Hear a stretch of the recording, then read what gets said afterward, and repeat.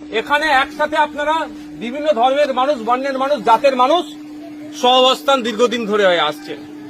কিছু রাজনৈতিক কুচক্রীরা, রাজনৈতিক কারবারিরা এই একসাথে আপনারা বসবাস করছেন, এটাকে তারা নষ্ট করতে চাইছে, ধ্বংস করতে চাইছে। সেই ফাঁদে আমরা পা দেব না।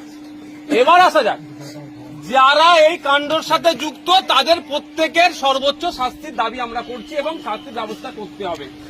ওই লোক দেখানো দুজনকে অ্যারেস্ট করে যদি মনে করে এখানকার প্রশাসন, এখানকার এমপি যারা আছেন শাসক দলের, যে এদেরকে বুঝিয়ে দেবো দুজনকে অ্যারেস্ট করে নিয়েছি, এই গল্প অন্তত আমি শুনবো না।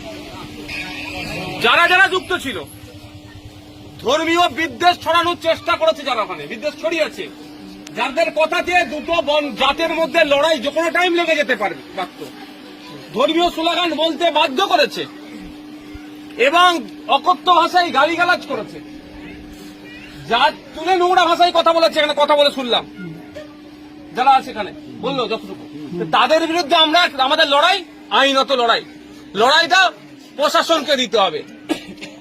প্রশাসন যদি এর মধ্যে কারো কথা শুনে, শুভেন্দু অধিকারী হতে পারে, মমতা ব্যানার্জির কথা শুনে যদি ওই যে যাদের নামে ডাইরেক্ট নামগুলো শুনেছে, কি কি নাম,